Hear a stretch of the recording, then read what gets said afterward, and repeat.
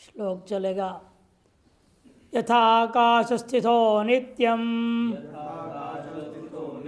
वायु सर्वत्र गो महान् तथा सर्वाणि भूतानि मत्स्थानीत्युपधारय।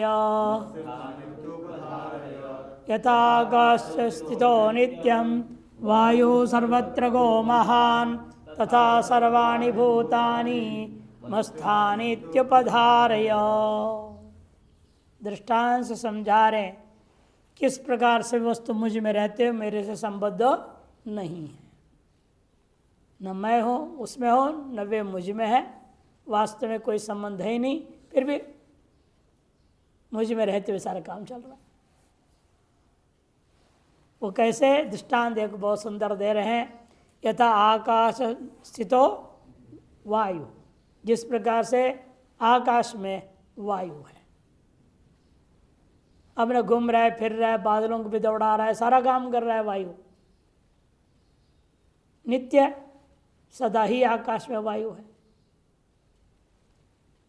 और सर्वत्र पूरे आकाश जहाँ जहाँ भी है वहाँ वहाँ फैला हुआ है, कहीं सूक्ष्म रूप में ना, कहीं किस रूप में, कहीं किस रूप में। वायु तो है ही।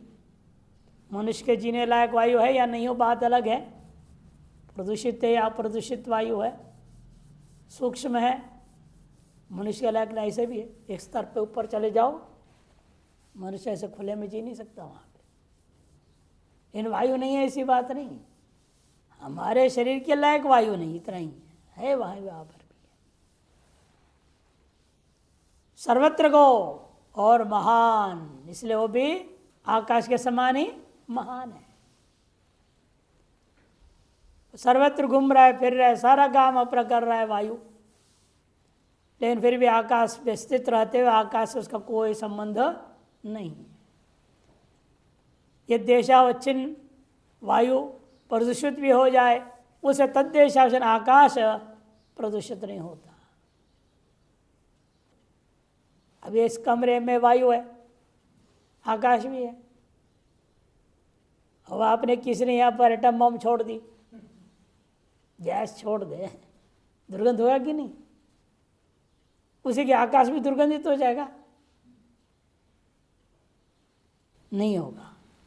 और जब वायु में भी दुर्गंध हो तो भी कितनी देर टिकता है, उसको भी बहा देता है। इसलिए जिस प्रकार से आकाश में वायु नित्य ही व्यापक रूप में रहते हुए सर्वत्र अपना कार्य जो भी है करता रह रहा है, फिर भी आकाश से उसका कोई संबंध नहीं है, कोई असर भी नहीं, न गुण से न दोष से। एवमेव ठीक तथा उसी प्रकार से सर्वाणि भूतानि मस्तानि, सकल भूत मेरे में स्थित रहते हुए, मेरे में रहते हुए सारे क्रियाकलाप अपना अपना करते हुए भी मुझसे उनका कोई संबंध नहीं है। इत्युपधारय, ऐसा निश्चय करके जान लो। यथा लोके, बाह्य लोक में हम देख रहे हैं, क्या देख रहे हैं? आकाश स्थित, आकाशे स्थित इति आकाश स्थित, आकाश में स्थित है। क्या स्थित है? नित्यम सदा वायु हो, वायु स्थित है और नित्य स्थित है, सदा स्थित है। और सर्वत्र सर्वत्र गच्छति इति सर्वत्र गह, सर्वत्र गो, गलत शब्द। सर्वत्र गो महान, परिमाणतः, परिमाण से भी महान है, महत् परिमाण वाला है। तथा आकाश और सर्गते मई, ठीक उसी प्रकार मैं कैसा हूँ?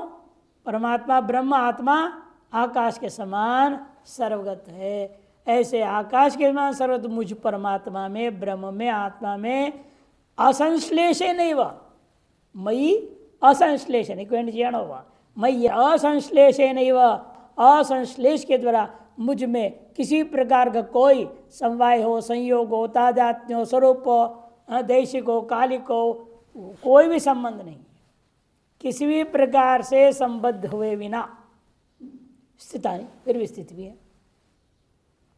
जैसे पहले भी दृष्टांत देख जो है, जिस प्रकार दर्पण में सब स्थित है, लेकिन दर्पण से बिल्कुल संबंध नहीं, दर्पण में दिखाई दे रहे हैं लगातार, लेकिन दर्पण से उनका कोई संबंध नहीं है। आपके यहाँ खून बह रहा हो, लेकिन दर्पण से खून बहेगा क्या? दर्पण में दिखाई देता है, उससे कोई संबंध नहीं। असंश्लेषेण स्थितानि इत्येवं उपधारय, ऐसा निश्चय रूपेण जानी ही जान लेना। संक्रांति टीका यथा इत्यादि ना सर्वत्र कह को पहले ले आकाशम अस्पृश्यैव स्वयं सर्वत्र गच्छति आविर्भवति आविर्भावंच भजन सर्वतः चेष्टते इति सर्वत्र गह। आकाश को बिना स्पर्श किए ही स्वयं वायु जो है सर्वत्र जा रहा है, माने आविर्भूत होता है, आविर्भाव को प्राप्त करते हुए सर्वत्र अपनी चेष्टा कर रहा है। प्राणान अपान समान उदान व्यान रूपिणी शरीर के भीतर बाहर सर्व व्यवहार कर रहा है। कहीं आंधी बना हुआ है, कहीं तूफान बना हुआ है, कहीं सौम्य शांत है, कहीं सुगंधयुक्त है, कहीं कैसा वायु जो है अपने अपने हिसाब से स्वसमित उपाधियों के आधार पर वह भी चल रहा है। बहुत सुंदर फूल लगे हुए हों गुलाब आदि का, वहाँ जो वायु चलेगा तो सुगंध के साथ तो चलेगा। मलबे का ढेर लगा दिया आपने, वहाँ से वायु चलेगा तो दुर्गंध के साथ होगा। इन वायु में वास्तव में सुगंध है न दुर्गंध है, कुछ नहीं है, वो भी उपाधि के कारण से। इस तरह से वायु का भी संबंध को लेकर किसी प्रकार का आकाश में कुछ हो, वो भी नहीं। जो भी अध्यारोप हो जाता है वो भी औपाधिक अध्यारोप मात्र ही होता है, वास्तविक नहीं होता। सर्वथा चेष्टते इति सर्वत्र गह। महान मन महत् परिमाणवान वायु हो आकाश है। मैंने कौन सा लेना? भूताकाश लेना, हार्दाकाश नहीं, इसलिए भूताकाश है, बाह्य आकाश की दृष्टांत है। नित्यम सदा यथा स्थितो भवति, नित्य जिस प्रकार से स्थित है, तथा सर्वाणि भूतानि महदादि स्थूलांतानि मत्स्थानी थी, इसी प्रकार से सकल भूत महत् तत्व से आरंभ करके, सांख्य की भाषा में बोल रहे हैं, महतत्व से आरंभ करके स्थूल पर्यंत जितने भी पदार्थ है वह सब मयि परिपूर्ण निष्क्रिय निराकारे निरंतरे परे ब्रह्मणि तिष्ठन्ति मत्स्थानी, मुझ में स्थित है। मैं कैसा हूँ? मैं परिपूर्ण हूँ और निष्क्रिय हूँ, निराकार हो, निरंतर हो, किसी प्रकार का भी कहीं खाली स्थिति नहीं जहाँ पर अवसर मिल जाए किसी घुसने के लिए। ऐसा निरंतर है, बिना कोई व्यवधान है। अंग्रेजी में कहते हैं गैप है, गैप, अंदर घुस जाए, ऐसे कुछ नहीं। ऐसे परे ब्रह्मणि पर ब्रह्म परमात्मा मुझ में सब के सब तिष्ठन्ति मत्स्थानी इत्येव उपधार्य अवधार्य इत्यर्थः। इस प्रकार से दृढ़ निश्चय के साथ जान लेना चाहिए। मैंने अपनी आत्मा की असंगता में दृढ़ रहो, मैं असंग हूँ, असंग अयम पुरुषः, उस भाव में स्थित रहने की कोशिश करनी चाहिए, ताकि किसी भी प्रकार का बाह्य वस्तु औपाधिक जो भी होता हो उससे आप किसी प्रकार से प्रभाव युक्त न हो गए। उपाधियां हैं, सर्वत्र है संसार में, किसे सुख दिख रहा है, किसी को दुख दिख रहा है, कोई अनुकूल है, कोई प्रतिकूल है, ये होता ही है। इन उपाधियों का असर हम पे कितना है वो मुख्य है। यदि असर है, माने अभी आपके अंदर मोह अज्ञान प्रबल है, विवेक कम है, जितना वो असर कम होते जाए उतना ही समझ लीजिए आपके अंदर विवेक जगता गया है। इतना विवेक वैराग्य मजबूत हो गया है, अब पाए कोई उपाधि का कोई असर नहीं होता है। सन्यासी च योगी च, ऐसे को कहते हैं, ऐसे व्यक्ति का ही नाम है। इसलिए असंशिष्टयोरपि आधार आधे भावम दृष्टान्ते नाह, जहाँ आधार और आधे भाव मान भी रहे हैं फिर भी उनका कोई संबंध नहीं है, उसी के लिए दृष्टांत यहाँ दिया गया। यथा इत्यादि ना। अचले आकाश सदा चल स्वभावो वायु। देखो आकाश कैसा है? अचल है, लेकिन उसके अंदर जो रह रहा है वायु वो कैसा है? विपरीत, चल स्वभाव वाला है। सर्वत्र व्याप्य स्थितो भवति, ऐसे वह वायु संपूर्ण आकाश में सर्वत्र व्याप्त होकर स्थित है। तद्वत ठीक उसी प्रकार से मई असंगे, मुझ असंग परमात्मा में स्थितानि भवन्ति सर्वाणि भूतानि थी जानी ही। ये सकल भूत मुझे उसी प्रकार से अपने अपने क्रियाकलाप करते हुए भी मुझसे असंबद्ध होकर के मुझे में दिखाई देते रहते हैं। तत् सिद्धम भवति सर्वम कल्पितमिति। कहने का अभिप्राय इसे सिद्ध हो गया सब कुछ कल्पित ही है। जो कल्पित होता है उसी का अपने अधिष्ठान के साथ कोई संबंध नहीं होता। जैसे रज्जु सर्पवत दृष्टांत दिया। रज्जु कल्पित है ब्रह्म में और रज्जु में कल्पित है सर्प। व्यावहारिक दृष्टिया रज्जु भले ही पारमार्थिक है कि नहीं? व्यावहारिक दृष्टिकोण से सत्य है वो, लेकिन पारमार्थिक दृष्टिकोण से विचार करो तो वो भी मिथ्या है।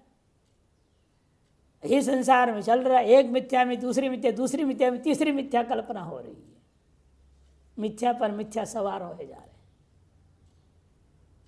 एक जमाने में दूरदर्शिका, जो आपकी दूरदर्शन टीवी बोलते हैं, उसके विज्ञापन आते थे। आजकल तो मोबाइलों के विज्ञापन होता है। उस विज्ञापन में आप देखते हैं, उसे व्यक्ति है बहुत विचित्र दिखाता था। ओनिडा नाम का एक टीवी था, ओनिडा। वो एक के अंदर एक, एक के अंदर एक के अंदर एक दिखता था, और उधर का चित्र यूं करके आता था। एक के अंदर एक दूसरा, दूसरे के अंदर तीसरा। और वैसे आप यहाँ आश्रम में मंदिरों में देख सकते हैं, जब प्रदर्शनी के लिए मूर्तियों को रख रखे हैं ना, वहाँ क्या करते हैं? ऐसे कांच दोनों तरफ लगा देते हैं। यहाँ देखो तो 10 राधा कृष्ण दिखेंगे, इधर देखो, इधर भी 10 राधा कृष्ण दिखेंगे। ऐसे कांच लगा दिए हैं, एक के अंदर एक, एक के अंदर एक, इधर दिखाई देता है। लेकिन सब क्या है? मिथ्या है, एक भी सही नहीं। उसी प्रकार यहाँ अपनी आत्मा ही एकमात्र सत्य है। उसमें जो जो दिखाई दे रहा है हमारे अनुभव का विषय बन रहा है इंद्रियों के माध्यम से, अंतःकरण के माध्यम से, वह सब मिथ्या ही है।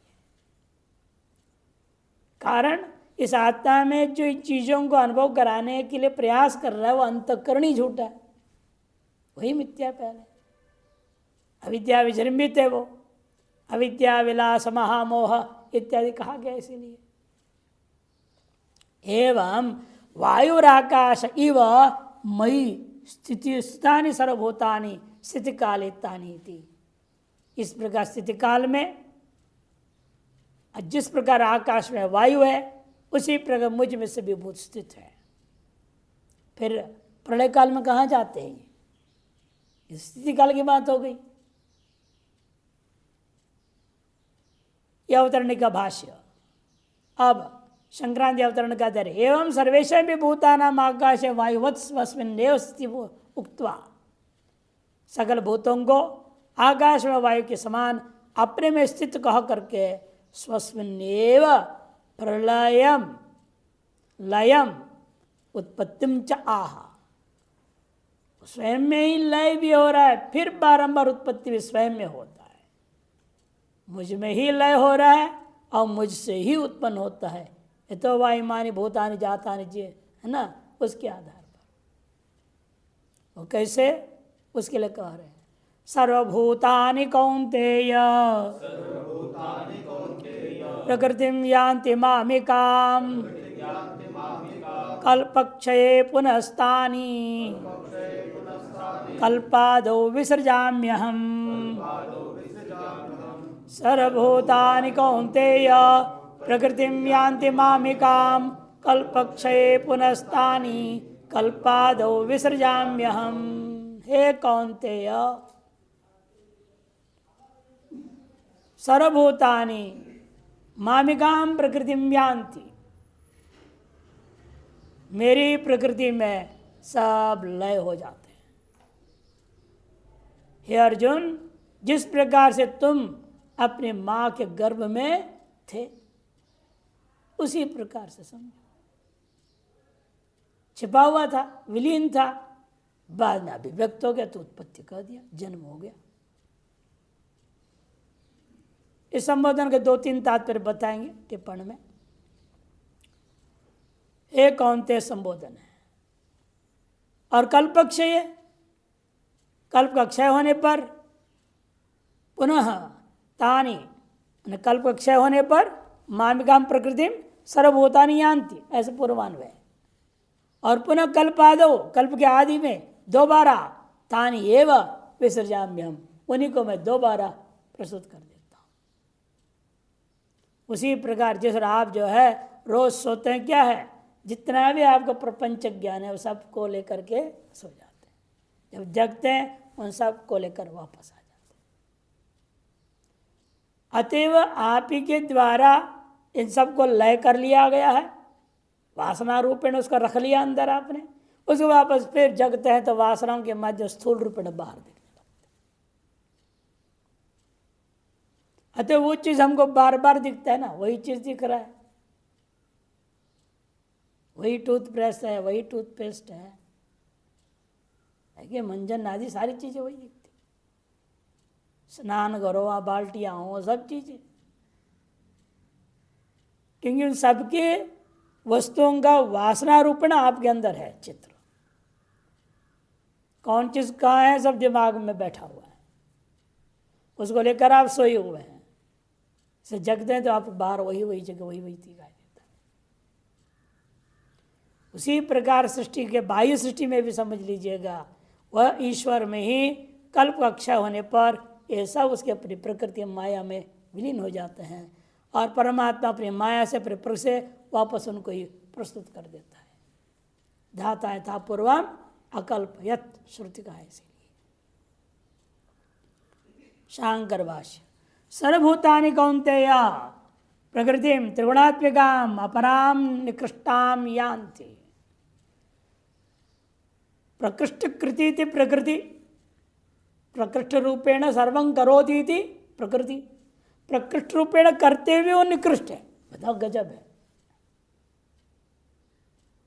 भाष्यकार क्या बोल रहे, निकृष्टम, प्रकृष्ट प्रकृति है, अतएव प्रकृष्ट है, होते हुए भी वह निकृष्ट है।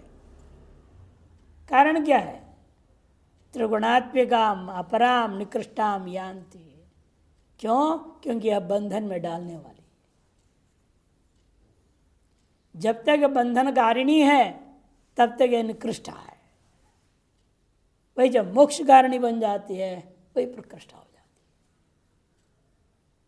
है। एक ही में दोनों ही स्वरूप है, आप उसका उपयोग कैसे कर उस पर निर्भर है। अब इन सबको मिथ्यात्व निश्चय करता हुआ प्रारब्धाधीन व्यवहार मात्र के लिए संबंध रखेंगे, यही प्रकृति मोक्षदायिनी है। और मोह ममता से उसके पीछे लगे रहोगे, ये पुनरपि जन्म पुनर्मरण को देने से यही निकृष्टा हो जाती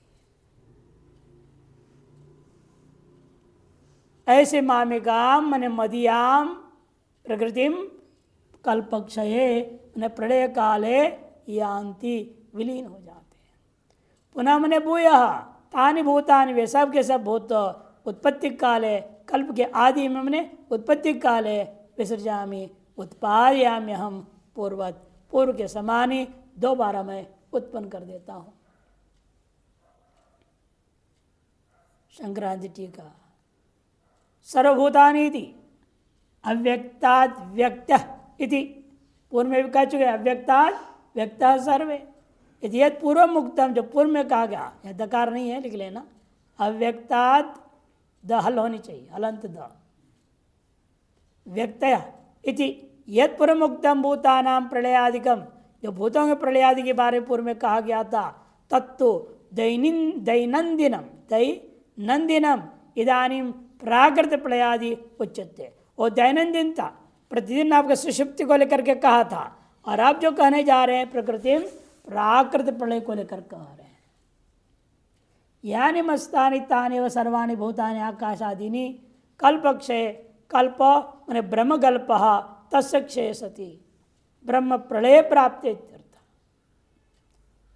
मुझ में जितने भी स्थित कहा गया था, मस्तानि तानि एव सर्वाणि भूतानि, सब के सब भूत आकाश आदि कीट पर्यंत कल्प क्षय होने पर, कल्प ने कौन सा कल्प लेना?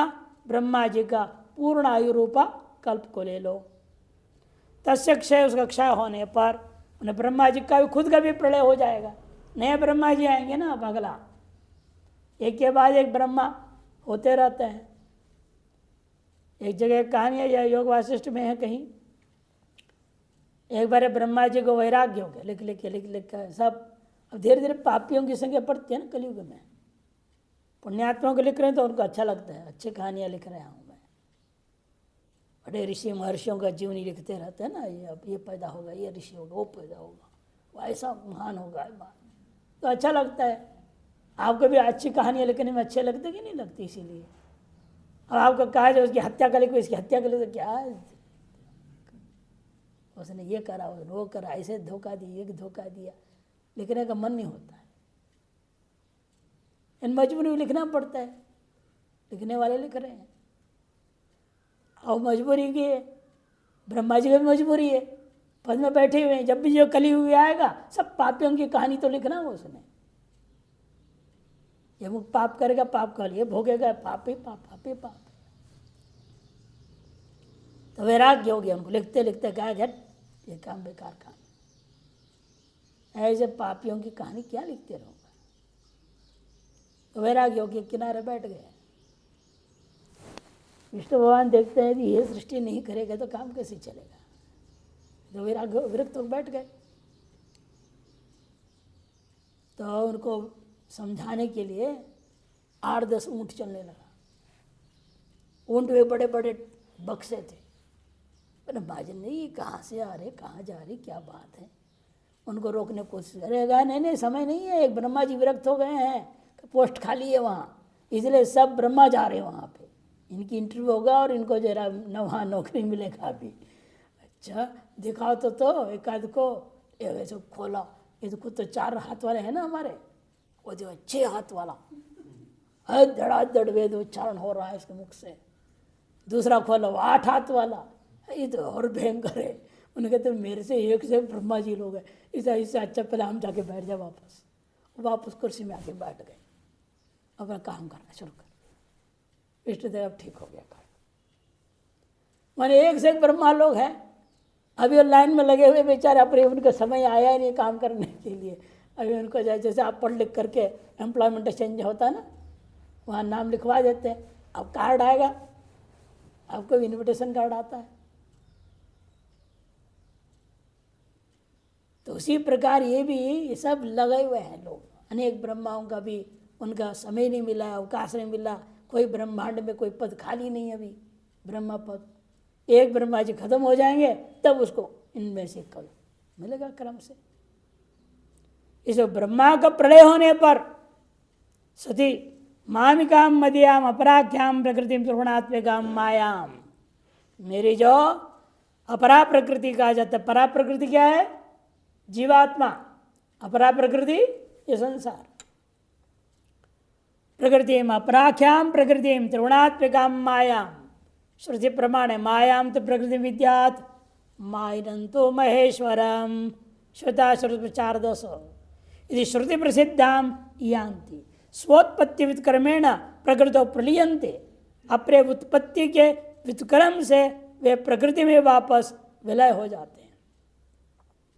प्रकृति यानी लयम गतानी, प्रकृति में जो जो लय को प्राप्त हुए हैं, तानी एव भूतानी, उन्हीं भूतों को कल्पादो ब्रह्म कल्प के आदि काल में पुनरपि हम विसृजामी, पुनः मैं उनको उत्पन्न कर दूंगा। स्व प्रकृति द्वारा यथाक्रमम यथा लक्षणं च, अपने ही प्रकृति के द्वारा जिस क्रम से पहले उत्पन्न हुए हैं, वेदों में लिखा हुआ जिस क्रम से, उसी क्रम से, और जिन लक्षणों वाला था उन्हीं लक्षण वाले को पैदा करता हूँ। जगत उत्पादयामि इत्यर्थः, उत्पादन करते हैं। एक सृष्टि में, अब इस समय जो सृष्टि में आम का पेड़ में आम लगा हुआ है, अब अगले सृष्टि में यही पेड़ यही पत्ता यही सब लेकिन उसे कटहल लग जाए, ऐसा कभी नहीं होता। सृष्टि वही रहेगी। हम उसको बड़े बिगाड़े, अपने प्रार्थ अनुसार अपने भोग अनुसार उसको वर्ण संकर बना देंगे। प्राकृतिक की तरह छोटा आम होना है तो इतना बड़ा होने लग जाएगा। तो आप अपने हेरा फेरी करते रहो और उसे कर्म फल आप भोगते रहो भले, ईश्वरीय सृष्टि एक प्रकार का ही होगा। इसे वेदांत परिभाषा में ईश्वर सृष्टि जीव सृष्टि दिया है ना, दो सृष्टि प्रकार वर्णन किया। ईश साक्षी जीव साक्षी अलग है, व्यवस्था देनी पड़ी। यथाक्रम यथा लक्षणंच जगत उत्पादयामि इत्यर्थः। टिप्पण मामिकां प्रकृतिम तम आसीत् तमसा गूढ़मग्रे, ऋग्वेद संहिता प्रमाण है। तम आसीत् तमिता, सृष्टि से उत्पत्ति से पहले उस चैतन्य को व्याप्त किया हुआ अंधकार जैसा तम था, तम के द्वारा ही गूढ़म अग्रे, तम में ही छिपा हुआ है सारा जगत सृष्टि से पहले था। मायांत प्रकृति विद्यात मायनंत महेश्वरम श्वेताश्वतर यस्य तमः शरीरम बृहदारण्यक में। ये माया विद्या भी उस परमात्मा का शरीर है। आसीदिदं तमो भूतम मनुस्मृति इत्या स्मृति स्मृति विरोधितम कथितम पुनः स्थान विसर्जाम्यहम, उन्हीं को मैं दोबारा सृष्टि विसर्जन करता हूँ, उत्पन्न कर देता हूँ, विशेष रूप में उत्पन्न करता हूँ। इसमें क्या प्रमाण है? श्रुतिश्च प्रमाणम। यतो वा इमानि भूतानि जायन्ते येन जातानि जीवन्ति यत् प्रयन्त संविशन्ति इति, संविशन्ति इति गलत छपी है, संभवन्ति इति हो गया, संविशन्ति इति। स्मृतिषु अपि स्मृतियों में का संहर्ता वा स्वयं प्रभु, विष्णु पुराण में प्रभु स्वयं ही संहर्ता है, स्वयं संसृष्टा भी है, स्वयं संहर्ता भी है। तथा तत्रे उसी विष्णु पुराण में कहा गया मनसैव जगत सृष्टिम संहारंज करोति, यह मन के द्वारा ही सृष्टि का भी करता है और उनका संहार भी कर लेता है। एकदा भी हो सकता है, क्रमण भी हो सकता है। जैसे आप मन से पहले क्या करते हैं, कई बार एकदम सारी जगत तो दिखाई नहीं, जगत खट से उत्पन्न दिखाई देता है। कई बार क्रम से पहले अपने आप को देखेंगे, फिर अपना कल्पना शुरू हो जाती है, जैसे जैसे कल्पना वहाँ होती जाती है वैसे क्रम से उत्पन्न होते जाता है। जैसे स्वप्न क्रमिक भी होता है, आकस्मिक भी होता है, उसी प्रकार से इस जगत के बारे में भी है। मनसैव जगत सृष्टि संसारंच करोति यह। कौन्तेय संबोधनेन आह, कौन्तेय समन के द्वारा भगवान कहना चाह रहे हैं, यथा बालो मातृशरणो भवति तद्दत् मच्छरणो भव इति। जैसे बाल है माँ के शरण में हुआ करता है, उसी और आप भी मेरे शरण में हो जाओ तो तुम्हारे कल्याण हो जाएगा। अथवा दूसरे लोग सृष्टि सृष्टा पालयिता संहर्ता च अहमेव, सृष्टि का सृष्टा पालयिता और संहर्ता तीनों मैं हूँ। ऐसा होते हुए भी मैं तुम्हारे माँ के बड़े भाई का पुत्र के रूप में पैदा होकर आ गया। मातृ भ्रातृपुत्र रूपेण आविर्भूत्वा, कृष्ण रूपेण आविर्भाव होकर के तत्प्रत्यक्ष से मैं तेरे सामने प्रत्यक्ष हो गया। अहो तव भाग्यम, आहा महान आश्चर्य, तुम्हारे परम सौभाग्य को देखकर खुशी होती है। इसे जो कोई भी इस प्रकार से उस भगवान की शरण में जाएगा तो भगवान उसके सामने भी प्रकट होंगे, उसे भी ज्ञान देंगे, सब कुछ हो सकता है। निर्भर है, जैसे अर्जुन भाग्यशाली है वैसे भाग्यशाली हो, तब तो भगवान ही गुरु बन के मिलेंगे, नहीं तो ठग लोग गुरु घूम रहे हैं। ठगों की गुरुओं की कोई संख्या की कमी है ही नहीं। को इनके बाजार गर्मा गर्म है इस समय। इसीलिए परम सौभाग्यशाली जो होगा उन्हीं को भगवान गुरु के रूप में प्राप्त हो जाते हैं, जैसे अर्जुन को प्राप्त हुआ है। एवं अविद्या लक्षणाम, इस प्रकार से अविद्यात्मिका यह जो मेरी माया है, माया से सारा जगत जो पैदा किया हूँ उसके बारे में समझो। वह अविद्यात्मिका माया प्रकृति कैसी होती है, क्या है वो, और उसको लेकर मैं कैसे सृष्टि करता हूँ, ये सब समझो। संक्रांति अवतरणी का स एको वर्णो बहुधा शक्ति योगाद वर्णान अनेकान निहितार्थो ददहाति विचैति चांते विषमादो सदैव सनो बुद्ध्या शुभया संयुनक्तो इति श्रवणा श्रुति। वह एक वर्ण का है, एको वर्ण एक स्वरूप का है। लेकिन शक्ति योगात, शक्ति के योग से, माया का योग से बहुधा वर्णान अनेकान, बहुत प्रकार के वर्णों को और अनेक की संख्या में भी अनेक को निहितार्थो ददाती, निहित प्रयोजन को लेकर के धारण करता हूँ। विचैति शांति विश्व, अंत में संपूर्ण विश्व को विलय भी कर लेता हूँ।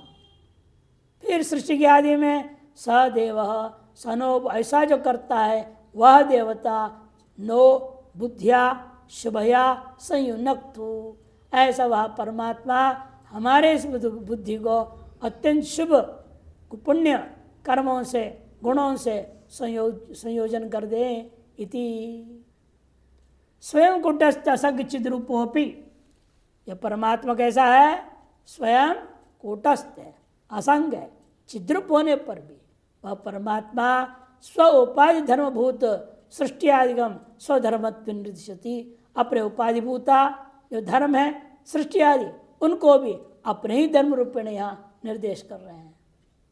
ऐसे क्यों कर रहे हैं? ताकि जो निर्गुण के चिंतन करने के सामर्थ्य नहीं है, निर्गुण ध्यान निर्गुण उपासना करने के सामर्थ्य नहीं है, उसे सगुण में प्रेरणा देना पड़ेगा ना। इसे विभूतियों को गिनाएंगे जिनमें कौन किस रूप में किस में उपासना करने इस परमात्मा का। अयमेव जगत उत्पत्ति लय करता सर्वहित मोक्ष प्रदाता, यही परमात्मा आत्मा ब्रह्म जगत को उत्पत्ति लय करता है, यही सर्ववित्त है और सबको मोक्ष देने वाला भी।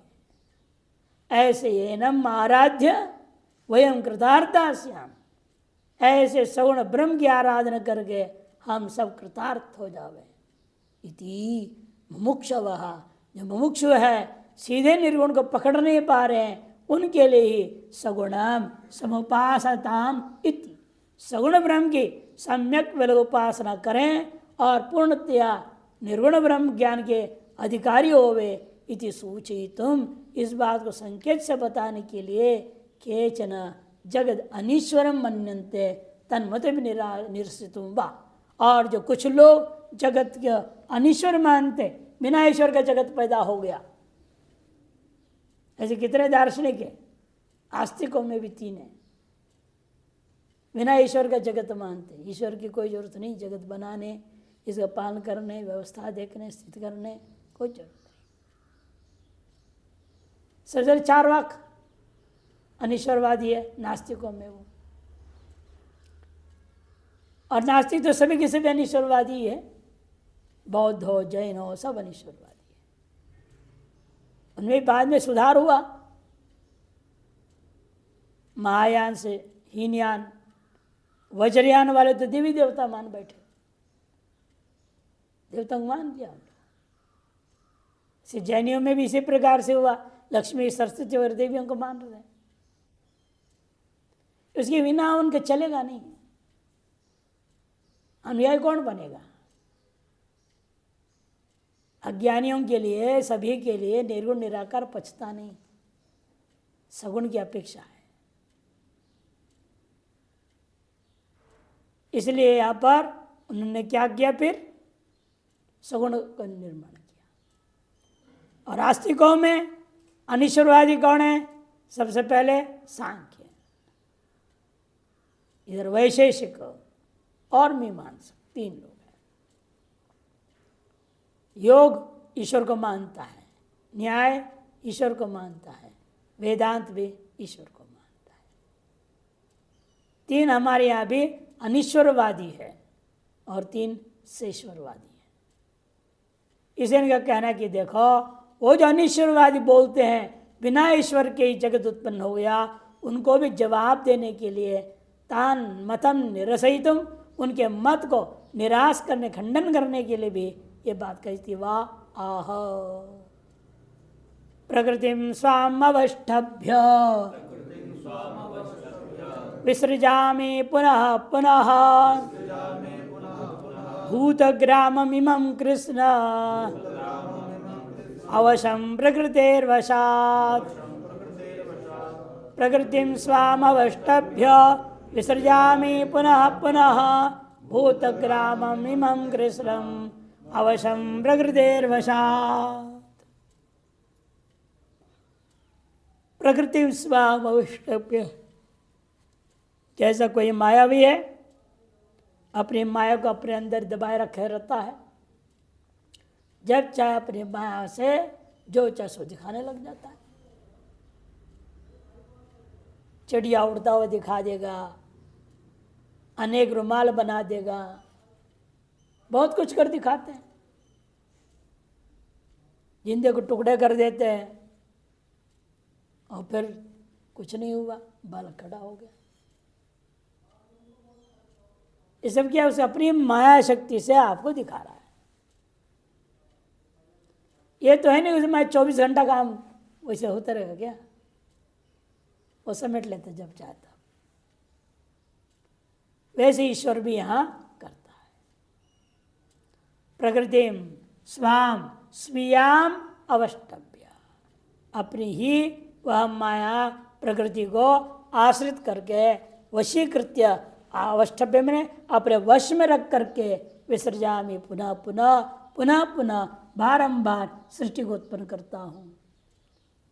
उसी प्रकृति से पैदा करता। प्रकृति तो जातम भूतग्रामम, प्रकृति से उत्पन्न इन सर्वभूत समुदाय को भूत समुदायम इमम, यह जो वर्तमान में दिखाई दे रहा है, इन संपूर्ण को कृष्ण मन समग्रम अवश्य अस्वतंत्र अस्वतंत्र विद्यादि दोष ही पर वशीकृतम। अस्वतंत्र जो अविद्यादि, स्वतंत्रा विद्या दीर्घ नहीं है यहाँ, स्वतः स्वतंत्र अविद्यादि दोष ही, अस्वतंत्र विद्या दोषों के द्वारा पर वशीकृतम प्रकृति वशात स्वभाव वशात इत्यर्थ, प्रकृति के वशात माने स्वभाव के वजह से यह होते जाता है।